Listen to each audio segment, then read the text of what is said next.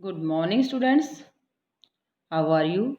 I hope you are fit and fine at your home and doing your homework regularly. Students, हमने ऐसे 1 syllabus का revision start किया है जिसमें civics के चैप्टर फर्स्ट और सेकंड की वीडियो मैं आपके पास सेंड कर चुकी हूँ. Today we start now chapter third. Why do we need a parliament? हमें संसद की आवश्यकता क्यों है?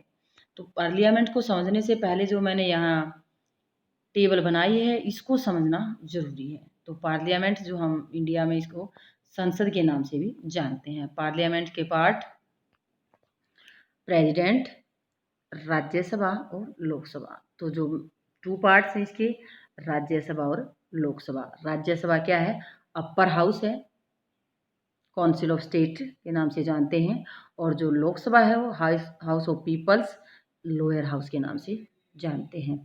तो हम सबसे पहले यहाँ प्रेसिडेंट के बारे में जानते हैं. First citizen of the India. President बनने के लिए जो ज़रूरत होती है वो 35 ईयर्स का होना ज़रूरी है. प्रेसिडेंट का जो टाइम पीरियड होता है वो 5 ईयर्स के लिए इलेक्ट किया जाता है. दोबारा भी इलेक्ट किया जा सकता है अगर अच्छा है प्रेसिडेंट. एट प्रेजेंट हमारे जो प्रेसिडेंट हैं वो रामनाथ कोविंद हैं, ये सबको पता होगा बेटा. वाइस प्रेसिडेंट है वेंकैया नायडू. तो ये थे हमारे प्रेसिडेंट से रिलेटेड कुछ बातें. और अब हम राज्यसभा से रिलेटेड कुछ बातें हैं.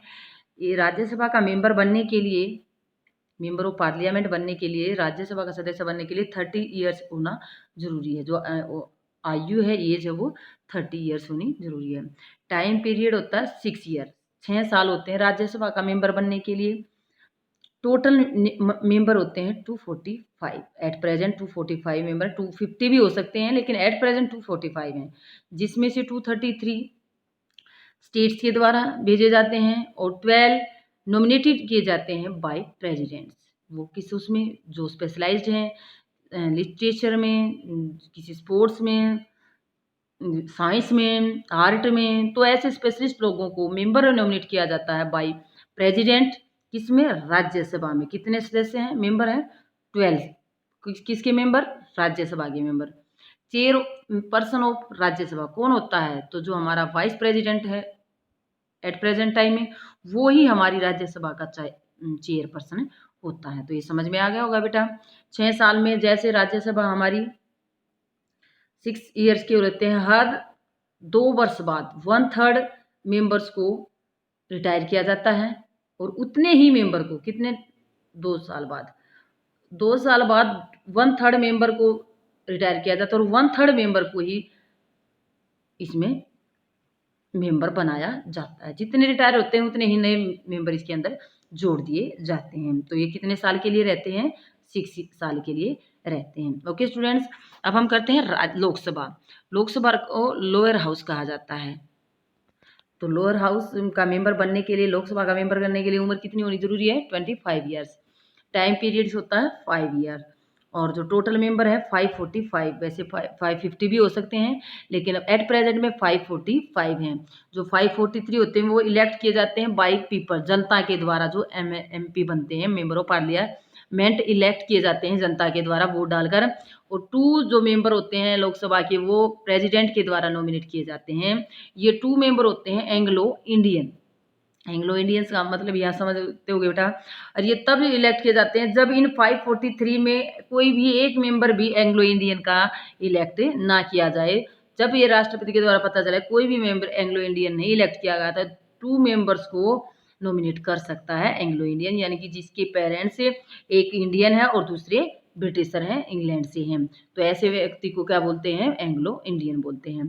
तो एट प्रेजेंट में प्राइम मिनिस्टर नरेंद्र मोदी हैं हमारे, और जो स्पीकर ऑफ द लोकसभा है वो ओम बिरला हैं. तो ये हमारी कुछ बातें हैं रिलेटेड द पार्लियामेंट, ये आपको जानकारी होनी बहुत जरूरी है.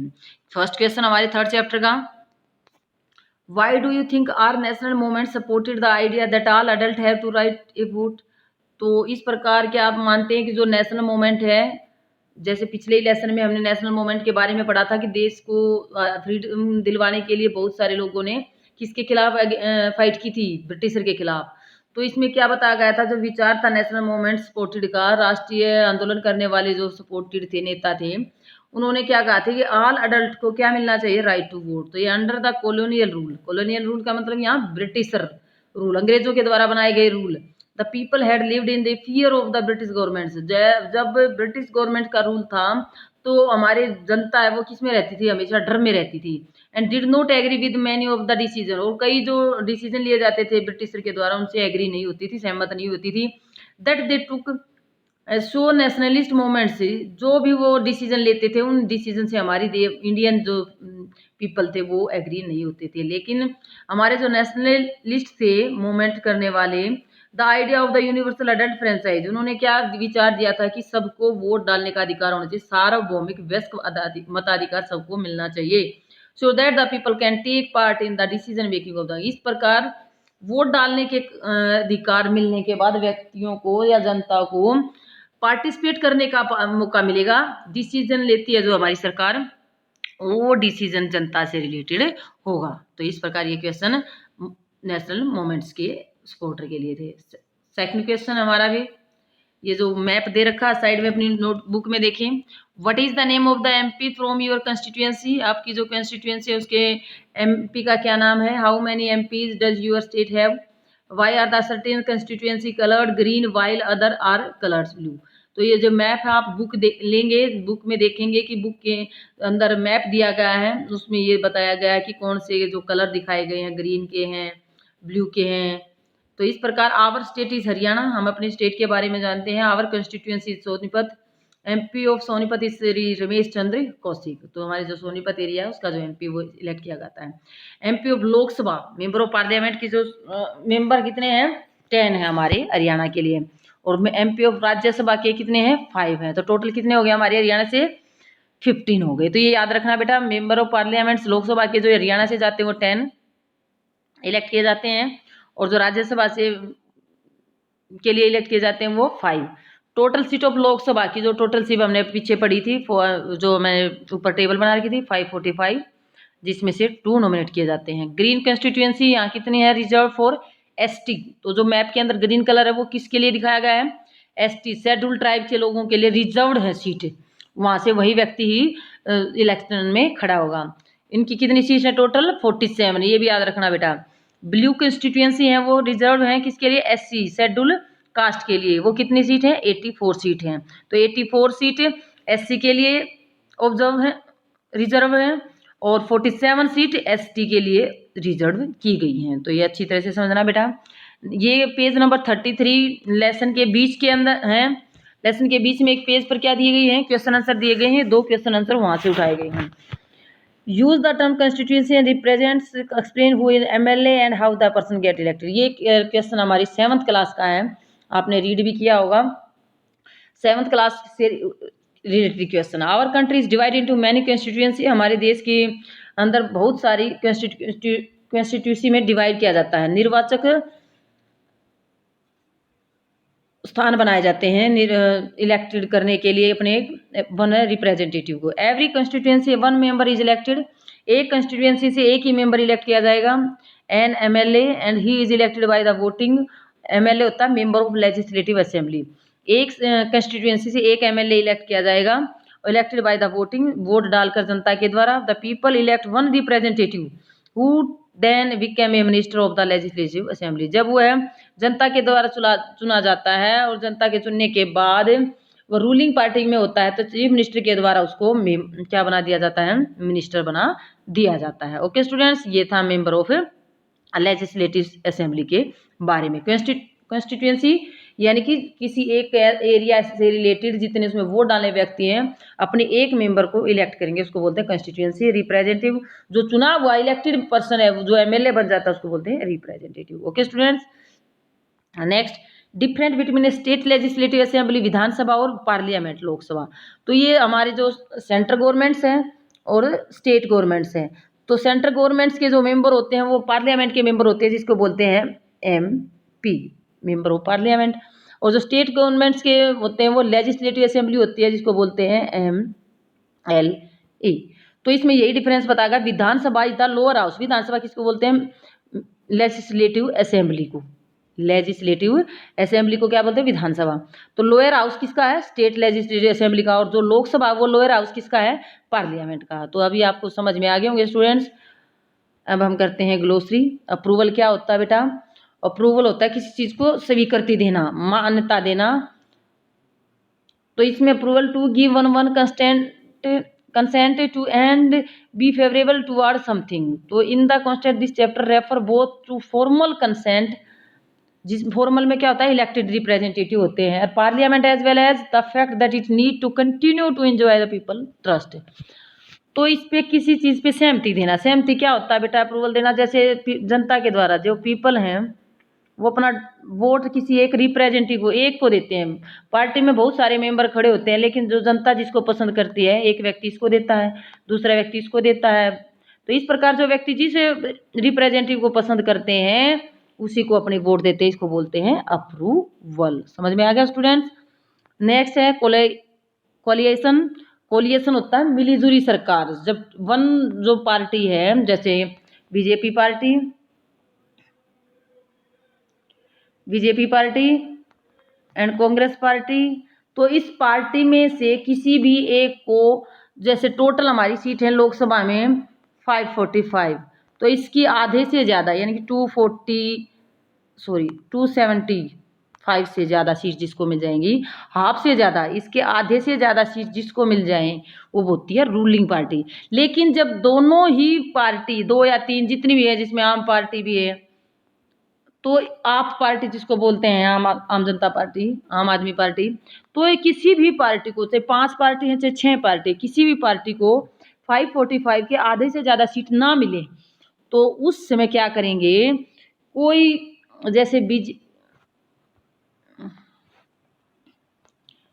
जैसे बीजेपी को मिली 200, कांग्रेस को मिली यहाँ पर 150 और तीसरी आम आदमी को यहाँ मिल गई 80। तो इस प्रकार जैसे बीजेपी और ये आम आदमी पार्टी लगा लो या कोई दूसरी पार्टी लगा लो, इन दोनों आपस में प्लस करके, इन दोनों को प्लस करके एक सरकार बनाते हैं, उसको बोलते हैं हम coalition governments.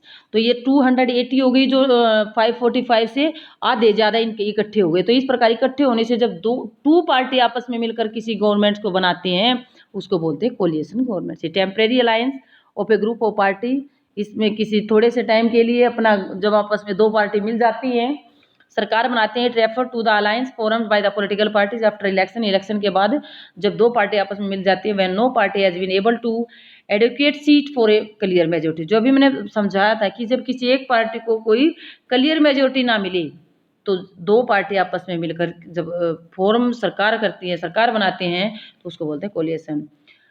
Unresolved situation is which there are no easy solution of to problem. ऐसी अनसुलझी स्थिति जिसमें प्रॉब्लम्स का सॉल्यूशन नहीं करवाया गया है, जिसमें प्रॉब्लम का सॉल्यूशन नहीं हो सकता है, उसको बोलते हैं अनरिजॉल्व्ड।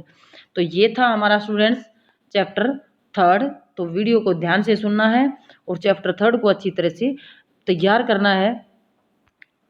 अब हम करते हैं चैप्टर 4। चैप्टर 4 है अंडरस्टैंडिंग लॉज, कानूनों को समझना। जैसे आप अच्छी तरह से समझ गए होंगे कि पार्लियामेंट का जो मैंने टेबल बनाकर समझाया है उसको भी अच्छी तरह से समझ गए होंगे। और अब हम अंडरस्टैंडिंग लॉज यानी कि कानूनों को समझ क्या है इसके बारे में हम समझते हैं। तो फर्स्ट क्वेश्चन है, right in your own word what you understood by the term of the rule of law. तो इसमें जो रूल ऑफ लॉ, कानून का शासन से आप क्या समझते हैं, सबसे पहले इस वर्ड का अर्थ समझना जरूरी है। In your response include the fictitious और real example of a violation the rule of law. किस प्रकार जो कानून के शासन का उल्लंघन किया जाता है, या कोई वास्तविक या काल्पनिक, कोई रियल है या कोई इमेजिनाइजेशन है, काल्पनिक है, तो इसके बारे में आपने बताना है। The rule of law means is that all laws apply equally to all citizen of the country. देश के सभी व्यक्तियों पर, सभी लोगों पर समान रूप से कानून का लागू होना या सभी लोगों के लिए एक जैसे कानून बनाना। No one can be above, कोई भी व्यक्ति ऊपर नहीं है, द लॉ, कानून से। नाइदर ए गवर्नमेंट ऑफिसर, ना तो कोई अधिकारी, सरकारी अधिकारी, नोर ए वेल्दी पीपल, ना ही कोई रिच आदमी, nor even the president of the countries above the law, जो हमारे देश का राष्ट्रपति है, प्राइम मिनिस्टर है, वो भी हमारे कानून से ऊपर नहीं है। जो हमारे संविधान के अकॉर्डिंग कानून बनाए जाते हैं वो सभी पर लागू होते हैं, चाहे प्रेसिडेंट है, चाहे प्राइम मिनिस्टर है, चाहे एक वर्कर है, चाहे एक सर्वेंट है, तो हर व्यक्ति के लिए सेम कानून बनाए गए जाते हैं। इसका मतलब होता है rule of law. Second question, state you reason why historian refute the claim that the British introduce the rule of law in India. तो इसमें 2 रीजन बताने हैं हमने, जो 2 ऐसे तरीके बताने जो भारत में कानून के शासन अंग्रेजों से शुरू किया था इन्हीं कारणों में से, तो कि ऐसे रीजन बताने हैं जो कि हमारे यहाँ जो रूल ऑफ लॉ है वो अंग्रेजों के टाइम से ही स्टार्ट हो चुका था। तो इसमें यहाँ हमारा historian have disputes the claim on several grounds two of which includes, कुछ बहुत सारे ऐसे आधार बताए हैं जिनके आधार पर कुछ बहुत सारे रूल है जो अंग्रेजों के अकॉर्डिंग बनाए, जो अंग्रेज बनाते थे उसके अकॉर्डिंग हम बना रहे हैं। तो यहाँ 2 कौन कौन से दिए गए हैं। First, the colonial law was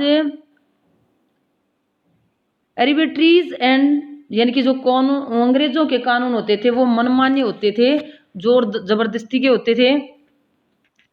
and second, that the Indian nationalist played a prominent role in the development of the legal sphere the British India, जो हमारे नेशनल मूवमेंट्स चलाने वाले नेता थे उनके द्वारा ये बनाया गया था कि जो ब्रिटिश इंडिया थी, अंग्रेजों के अधीन भारत था, उस तरह का भारत हम नहीं बनाएंगे, उस तरह के कानून, लेकिन उनसे रिलेटेड जो कानून होंगे हमारे उनसे मिलते जुलते ही होंगे। ऐसा किसने डेवलप किया था? नेशनलिस्ट ने, इंडियन नेशनलिस्ट थे जो मूवमेंट में पार्टिसिपेट जिन नेताओं ने किया था। नेक्स्ट है, read the story boards how a new law domestic violence got passed. एक हमने जो कहानी में समझा था कि कैसे एक नया कानून बनाया गया था डोमेस्टिक वायलेंस से रिलेटेड।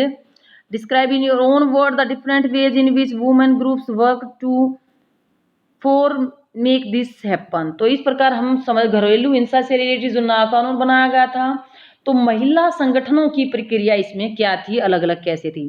फर्स्ट, 1999 के ग्रुप ऑफ लॉयर्स था, जो वकीलों का एक समूह था जिसमें लॉ स्टूडेंट्स भी थे, एक्टिविटीज भी थे, ओपन नेशनल वाइज कंसल्टेशन भी थे, जो राष्ट्र की कंसल्ट करने वाले, सुझाव देने वाले थे। Took the lead in drafting the domestic violence bill. 1999 में क्या तैयार किया गई थी? ड्राफ्ट तैयार किया गया था, किसका?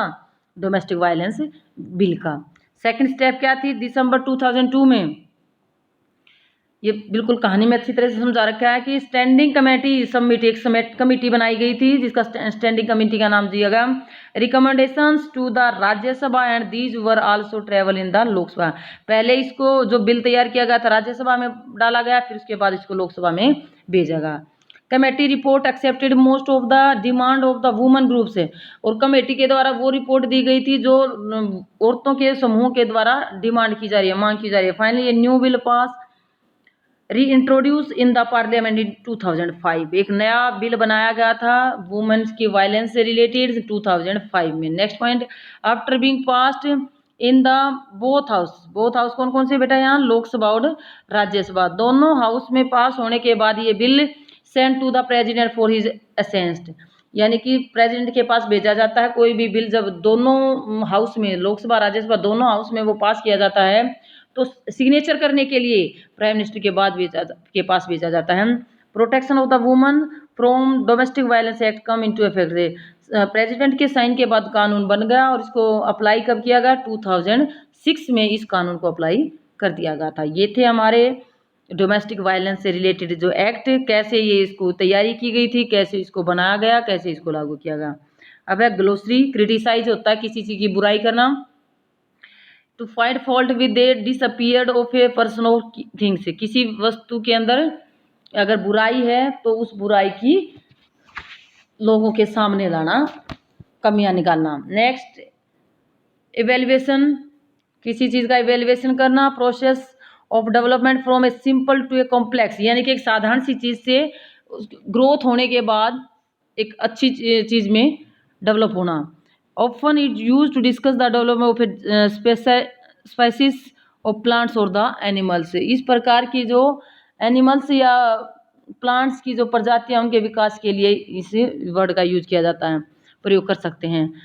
सेडिएशन, this applies to anything that the government might consider at stirring and resistance of rebellion against it. तो इस प्रकार जो सेडिएशन में क्या कहा गया है कि सरकार को ऐसा लगता है, इसको बोलते हैं राजद्रोह, सरकार के खिलाफ, ये उसके खिलाफ कुछ जनता विरोध कर रही है, तो इसको विरोध किया जा रहा है, तो उसको बोल सकते हैं राजद्रोह, सेडिएशन बोल सकते हैं।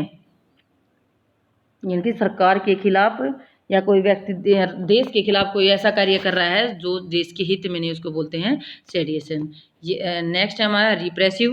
Repressive to control surely in order to free natural development और एक्सप्रेशन, यानी कि दमन करना, किसी की स्वतंत्रता पर रोक लगाना, किसी की बात करने से रोकना, अपने विचार व्यक्त करने से रोकना, इसको बोलते हैं रिप्रेसिव, दबावकारी या दमनकारी। ये था हमारा chapter 3rd and 4th। Video को ध्यान से सुनना है और अच्छी तरह से समझना है। Okay students, thank you.